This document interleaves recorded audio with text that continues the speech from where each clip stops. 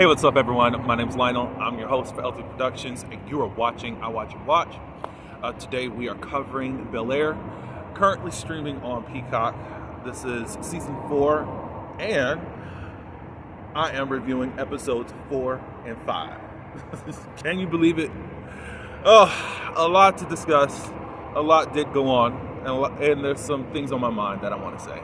But first, do appreciate you for coming to my channel. Like this video. You can also subscribe, and you can leave your comments below. Let's get into these episodes. Okay, y'all. So, again, this is episodes 4 and 5. There's a lot of escalating emotional conflicts and shifting alliances and increased pressure within the Banks family. I have everything written down that I want to speak about. But anyways, Carlton's Princeton acceptance. Carlton receives an early decision acceptance from Princeton. Did we actually ever doubt that was going to happen? He did have to put extra sauce on his essay, which we're going to discuss in a few minutes. But I'm like, okay, Carlton, do it. I mean, I feel like how the show is presented to us, it's a black family doing everything in excellence.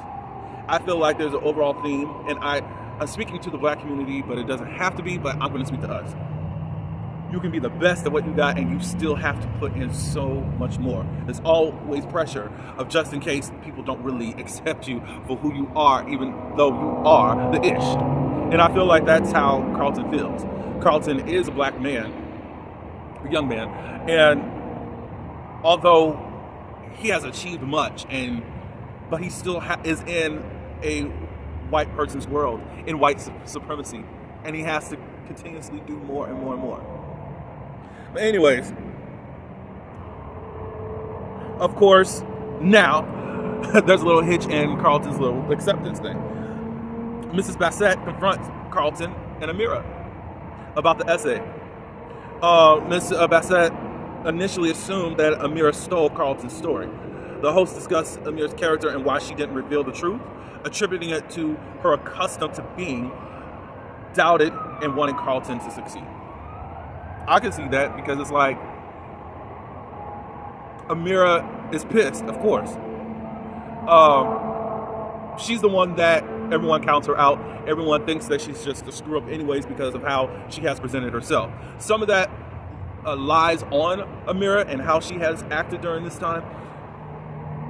However, there's also this yearning a little bit later on in the episode where you see her first be really angry and then lighten up on Carlton because she knows that Carlton does have a greater goal despite using unethical methods to get to where he wanted to be.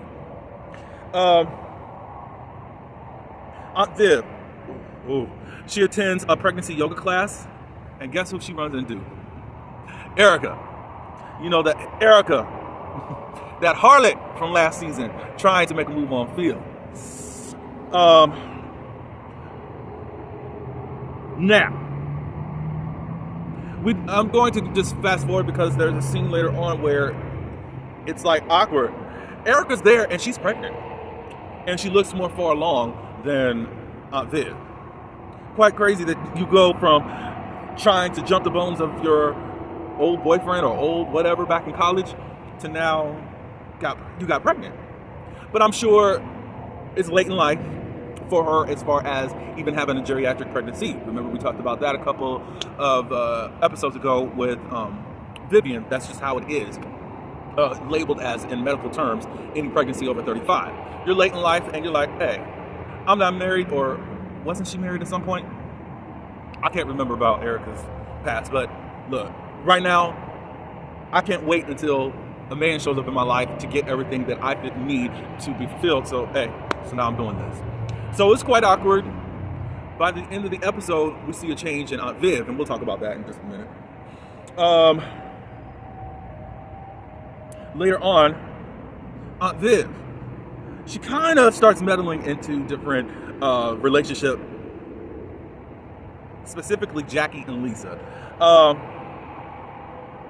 She ended up seeing some type of common ground between Jackie and Lisa. You know, Jackie is Will's ex, and then also Lisa is now Will's current.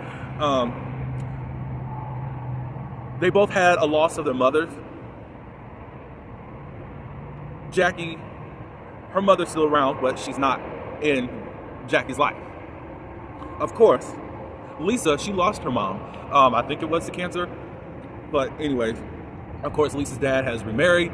And that's something that's kind of missing because we really did have an arc with Lisa for a couple of seasons as to what was going on with her and the new stepmom and new baby that was on the way. I don't know if they're going to cover it because they only got 3 more episodes after these 2 that I'm talking about now. So that's kind of, like, I don't know. So Aunt Viv, she aimed to help them connect and learn from the situation, viewing herself in a mentor space. But then Viv's intent was to teach the girls a lesson about building friendships and the possibility of getting over certain conflicts. Ooh. Well, do you think that Aunt Viv was being messy for doing some of this? She was been meddling in other people's affairs and giving advice based on impulse rather than careful thought about who it might affect. Now, later on, Lisa was able to prompt Jackie, because Jackie got into Juilliard. Juilliard is for the School of Arts, dance, music, anything out there. That's more, I think that's in New York area, on the East Coast, I'll say that much. But anyways, Lisa was able to say, look, I know you don't have a great relationship with your mom. I would give anything to just tell my mom that I made it into a specific college or whatever. So Jackie makes the brave decision to contact her mom. And she ends up telling her. Not saying that everything is resolved between Jackie and her mom, but it's a step in the right direction, or at least it's something of a burden not to carry later on in life of what ifs or regrets of not doing something. Will and Carlton's community service. This is with Mr. Carter. Mr. Carter is being played by Snoop Dogg. I have my own thoughts on Snoop Dogg, but we'll go with the character for now. You can go and look at my other stuff that I have in my playlist on commentary, if you choose. Mr. Carter sets strict rules for Will and Carlton's community service. It's about, this episode is, at least episode 4, is about my brother's keeper. If you fail, so does your brother. Of course, there's the 3 strikes you're out rule, things of that nature. That's going to come to play a little bit later on. Snoop Dogg kind of just really played himself as Mr. Carter, as you have seen him kind of the disciplinarian. I think he's also had reality shows back in the day where he's kind of this mentor, drill sergeant type person to mold these people, and that's just what it is. That's how he is portraying himself right now. Will has aspirations to go to USC. Sorry about that. Will attempts to get a basketball scholarship to USC, leading him to attend a party to try to get a guy named Gavin to take him seriously, to help him out to possibly getting on the team and getting his scholarship. While there, it's quite similar to Fresh Prince of BelAir when Will and Carlton are pledging for fraternities. This one guy, Gavin, he's more interested in Will. Carlton tags along, but they're not really seeing it for Carlton whatsoever. If you remember that, the dude from, the actor that played,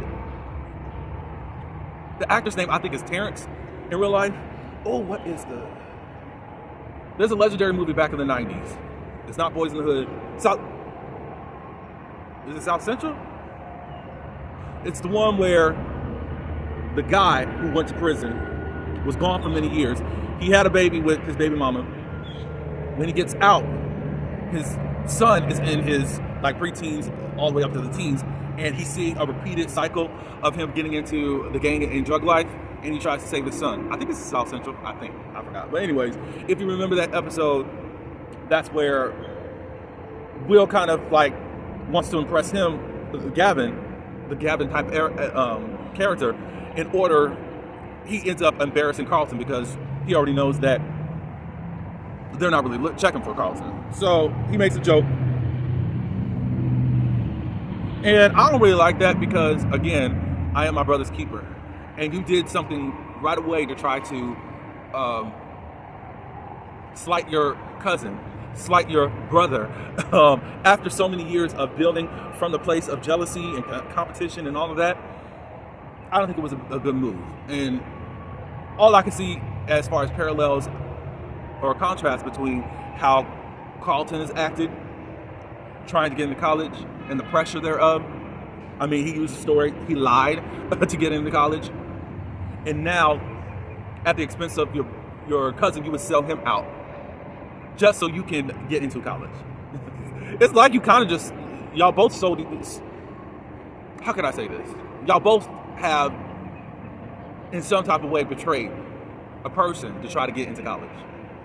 That's so interesting. And of course, there's a lot of people that got to do a lot of things and get it out the mud to go to college, and still, even at the height of where they're at and the opportunities that they have, they're still having to be strategic and use certain tactics. It's quite crazy if you really think about it. Will ends up challenging Gavin to a one-on-one basketball game involving an unusual gummy bear shot. Now, this gummy bear shot, what it means, it's a trick shot that Will and Gavin used during the one-on-one basketball challenge. It's a way for Gavin to test Will's knowledge of the game and his ability to hang before even discussing basketball more seriously. It was a moment that showed Will's cleverness and ability to catch on quickly. Yeah, so that kind of like won Will over. Also, something happened at the party that they attended. Jackie and Lisa ended up going. They found out about the party, and Lisa ended up bringing Amira along. Amira is still pissed at the time, and Carlton's uncomfortable because he just really doesn't know how to really handle being around her, especially what has happened. So, where's it at? Amira's conference. Do I have it? I guess not. Anyways, Amira says, look, what you did was wrong. However, I don't think that I could hold your feet to the fire, because it's not like I haven't lied before. And I don't want you, because Carlton did offer, to confess. And she said, no, you've worked so hard to get to where you're at. Don't do that. Later on in the episode, Carlton writes an essay of his own on Amira's behalf, I think, because she's getting into that engineering program. So he's just kind of making good what Amira also asked, even in that moment, that he had to do this dance that Carlton did not want. There's a infamous dance that happened on the Fresh Prince of BelAir. I'm so glad that we got some nostalgia in this season, a whole lot more than we've gotten in the past few seasons. And there's that one where both Will and Carlton dance to. Carlton starts it. Will's like, what are you doing? He said, I gotta do this. So then Will jumps in. That also impresses Gavin as to see, okay, well, you really want to stick there with your cousin. So,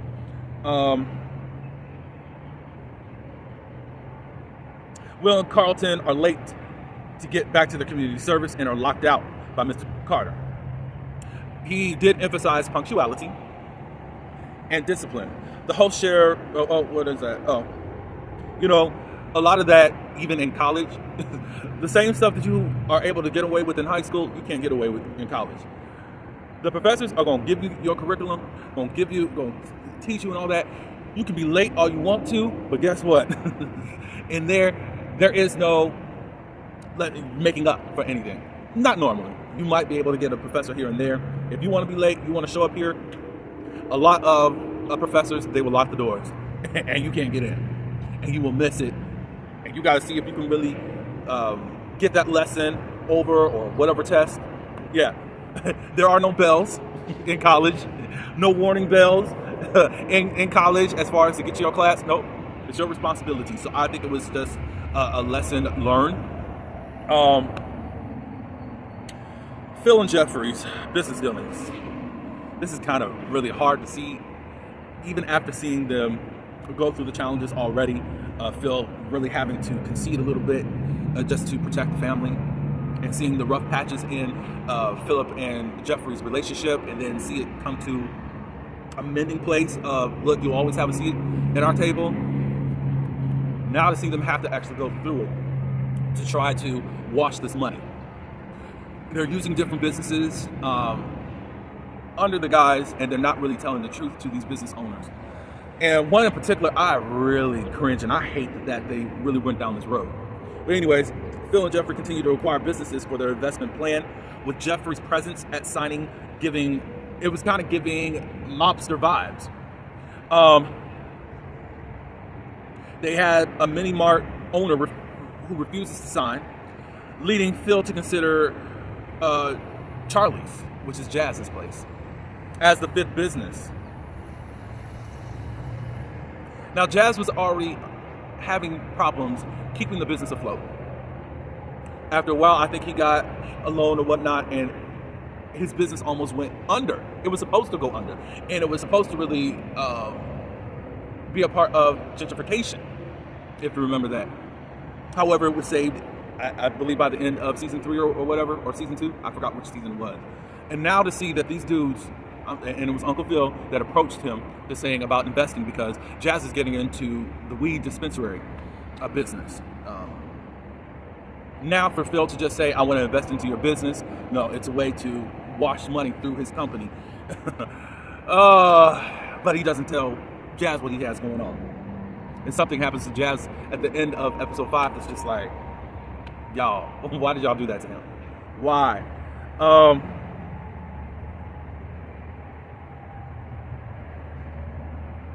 Will's college decision, I just didn't like. Well, Will learns that the USC roster is full and instead gets a full ride to Lower Stapleton.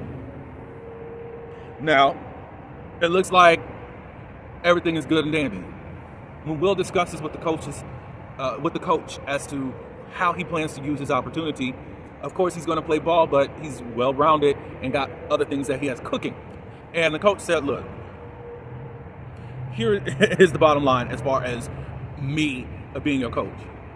Me coaching for a season, if I'm not good or if the team does not succeed, I have to go. Pack up my stuff and go. Your main priority has to be ball. So Will is under a lot of scrutiny. Do I just become this, what I want to call it, ornament, this pawn to play ball? Of course, I'm getting a free ride to college, but I'm living below my potential just to play college. I'm just being another black boy in this industry to try to make the coach look good. He gets probably better promotions. He'll leave probably anyways to go to a higher status and coaching and better pay and all that. And at the end of the day, all anybody's going to see Will as is a basketball player. And a lot of people get pulled into that. And I'm just speaking specifically for black men. And in many ways, you just become pawns. We can even talk about the Army, the Marines, the military, all of them. They pull this ploy of getting you in and sucking you in. And, oh, you can get your college funded, you can pay for this and all that, but you don't really get to live up to your potential. And a lot of people take that type of compromise in order to get ahead in life, in order to have something secure. And they mostly feed off of people that have had to get it out the mud, and finally you have a little bit of space or cushion to relax, and nobody has to worry about you. And you don't have to worry about much just because of this opportunity, but you're just being used at the same time. Also something that's happening with Jazz, our girl Tony Childs from Girlfriends, she's guest starring in this role. She's helping out with the dispensary for Jazz. Well, things turn to a sexual thing. She wants to hook up with Jazz. After hooking up, Jazz was like, can I take you out to dinner? She's like, no, I just kind of like it this way, and I like this to be kind of this taboo type of situation. Jazz tried to do the right thing, in my opinion, as far as not trying to treat her or make this into this type of host situation. Like, let me treat you with some respect, I can appreciate that type of value that Jazz has, and not just trying to treat her like a piece of meat. And she's actually doing that, and she's more just wanting to get her rocks off. I can't question anybody's morals as far as what they want to do sexually. Like, do what you got to do for you, y'all, I guess. But anyways, Carlton and Will, they come by the record store, and then Tony's, I forgot her name, Mrs. Douglas, or Miss Douglas, comes in. Will was already able to clock that Jazz and this woman, Miss Douglas, are getting it on. Now, Carlton was like, Auntie Pamela. That made it very awkward. Of course, they were trying to lie and cover up, but as I said before, Will already found out about the whole, really sized up the situation and know that they are hooking up. At this point, Pam just felt kind of guilty, and she ends up telling Aunt Viv of what happened. The girls, Aunt Viv's other friend is there. They talk about the whole Erica situation because her and Aunt Viv are kind of just made amends. And they were able to talk a little bit about careers and all that. Aunt Viv is feeling a little bit slighted in her position, and Erica said, look, I know how it is in this corporate world. You're not in meetings and certain decisions are being made. Just keep your eye out. However, it's good that you have a Philip to bounce back on if something does happen to your career that you do have now. But yeah, Aunt Viv did hear that from Pamela that she's hooking up with Jazz. Of course, she's like, cringe, but I mean, she doesn't judge Miss Pamela anyway. So Viv does go home and talk to Phil about what Erica was saying, because they're all in this weird place as to what could actually happen if things don't go right with all of this laundering. She's like, well, what if something happens? I don't want my baby father, my husband in jail when I'm trying to have this baby. There's a lot of pressures. I'm glad that they're playing it this way because it could be, I think it kind of debunks the illusion, oh, we got money. Everything is cool. I think the writers have played it in a different way to just kind of see the Banks family of having rich people problems. However, there are also real people problems. And I think it's cool. Let's get a different perception. Let's debunk the whole situation of, oh, you can't understand what I'm feeling because I'm from the projects. Or I'm middle class, basically really in low income class because there's really no middle class because it's either upper or lower at this point in this century and all that. And in this decade, I'll say that much.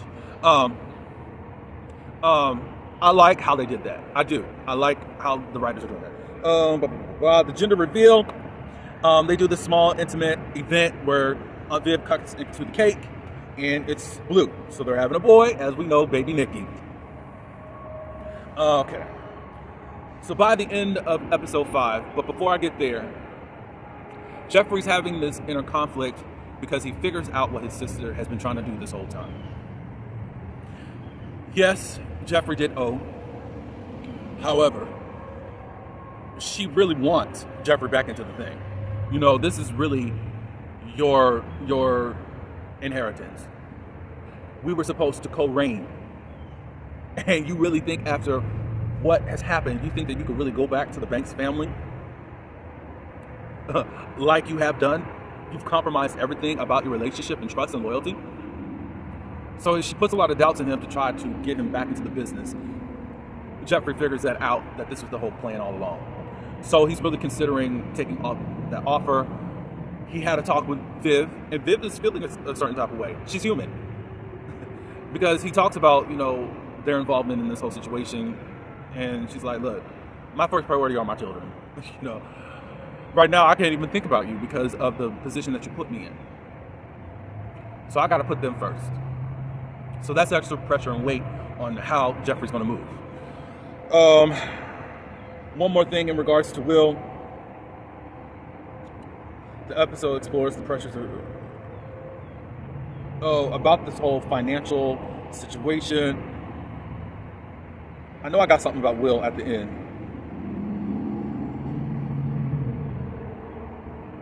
There's something here. Yeah.